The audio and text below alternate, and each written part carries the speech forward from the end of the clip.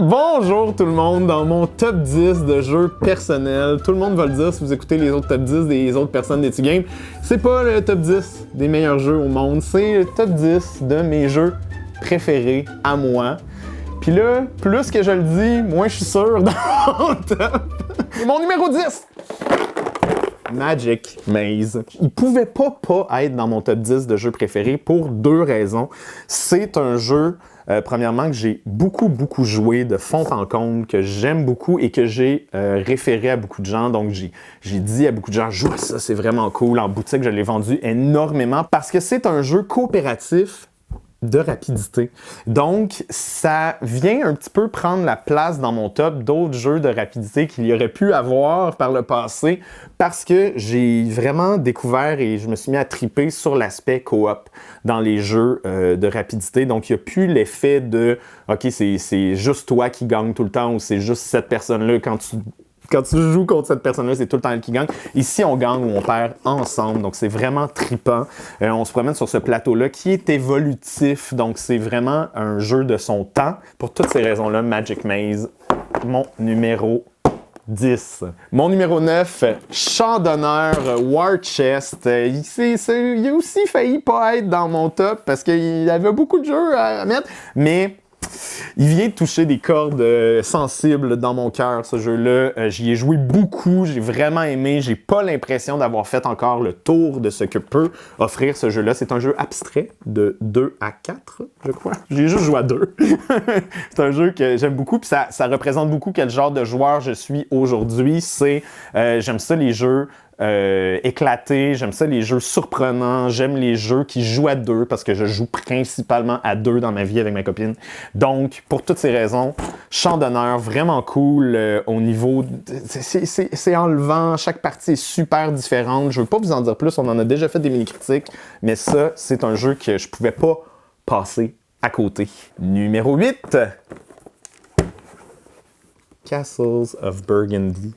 Et là, toute l'Europe entière crie à ma gloire en ce moment. C'est un jeu euro. Et moi, je suis pas un gros joueur de jeux euro. J'en ai joué beaucoup, mais c'est pas des jeux que je retourne souvent. Mais Castles of Burgundy, c'est un des euros. Dans mon top 5 personnel, il y avait Orléans.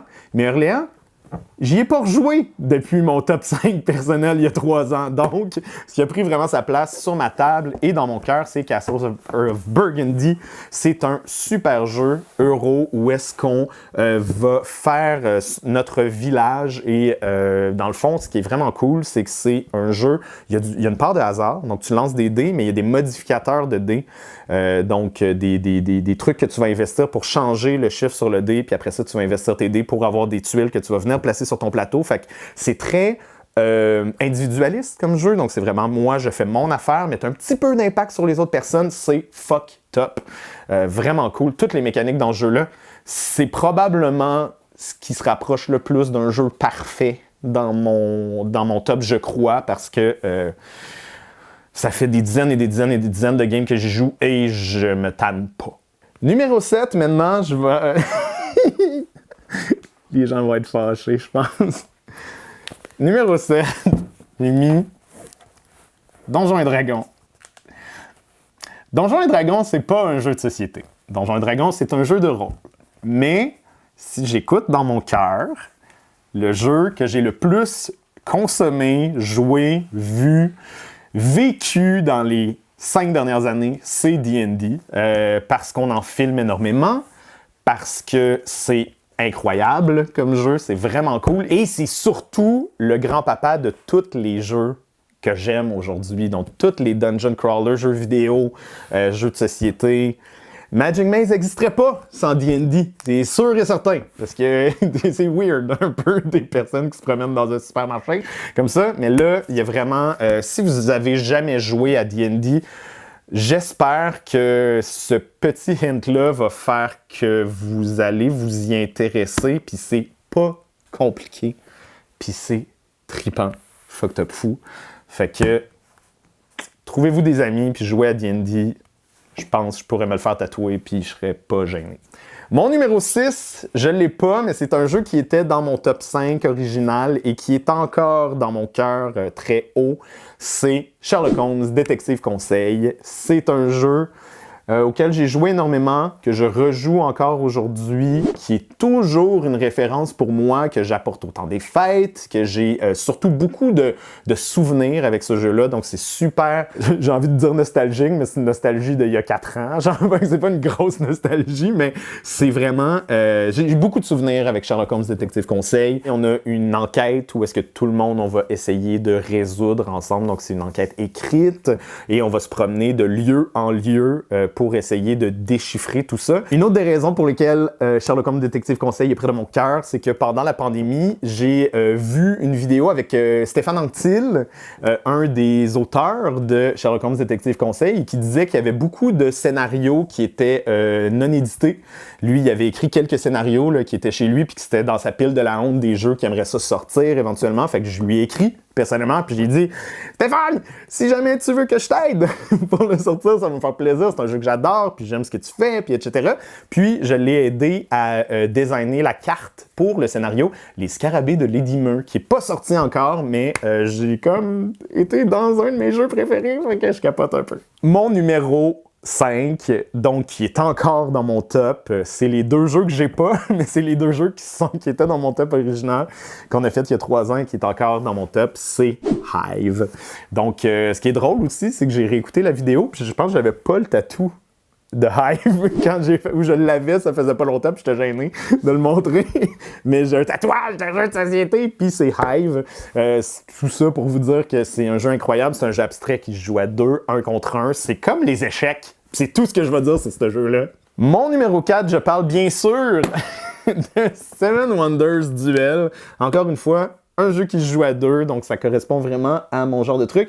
Je suis en train de travailler sur une série sur Etu Game qui va s'appeler Comment gagner, et j'y ai joué plus de 200 games dans les derniers mois, donc je ne pouvais pas le mettre dans mon top 10 de jeux préférés parce que je suis pas tanné.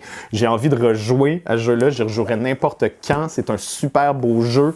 J'aime beaucoup le présenter comme un draft dématérialisé, donc tu vois sur la table certaines cartes, d'autres t'en vois pas. Chacun notre tour, on va piger une carte et essayer de faire la meilleure cité.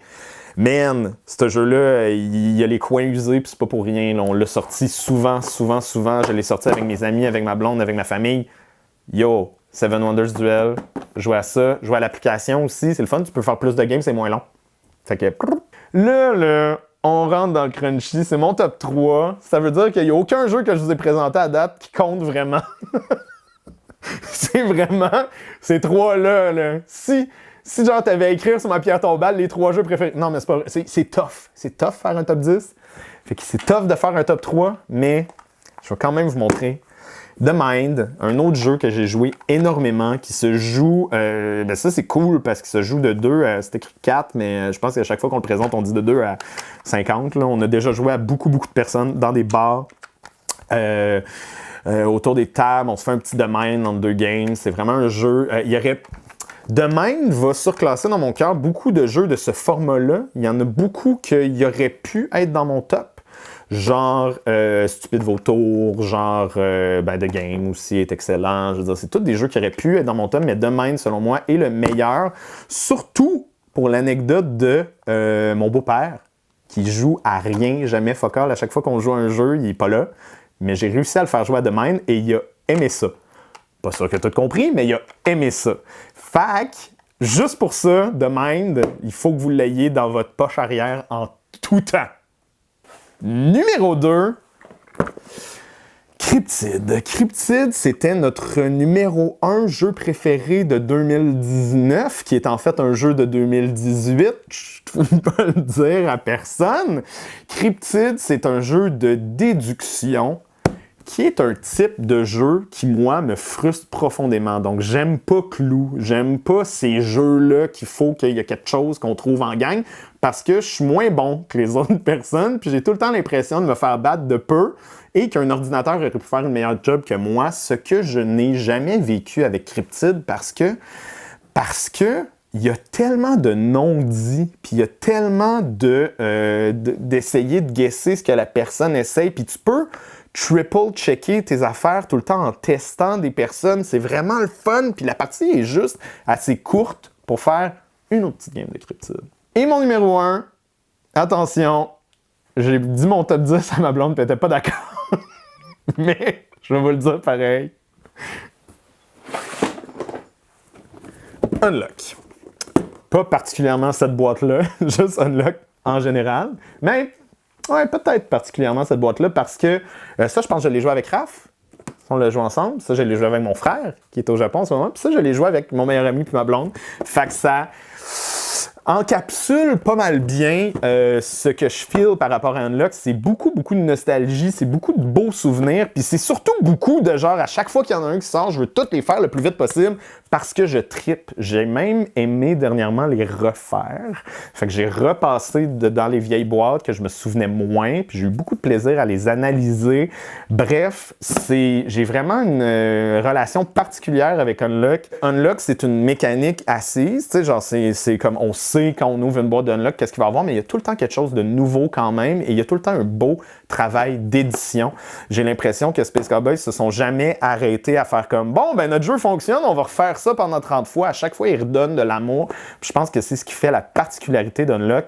C'est un jeu coopératif aussi, où est-ce qu'on va... c'est un escape game en boîte, en fait, essentiellement. On a un paquet de cartes, de 60 cartes, et on va essayer de passer au travers, de s'en sortir, tout le monde ensemble. Puis je pense que ça représente vraiment bien ce qu'est pour moi le jeu de société. C'est, on est autour d'une table, on trippe ensemble, on a du fun, puis on crée des souvenirs, maudine. C'est toi de trouver l'épisode de jour du Popoche? Sonne la cloche! Sonne la cloche! On parle de jeu, like-nous, commande, suis-nous!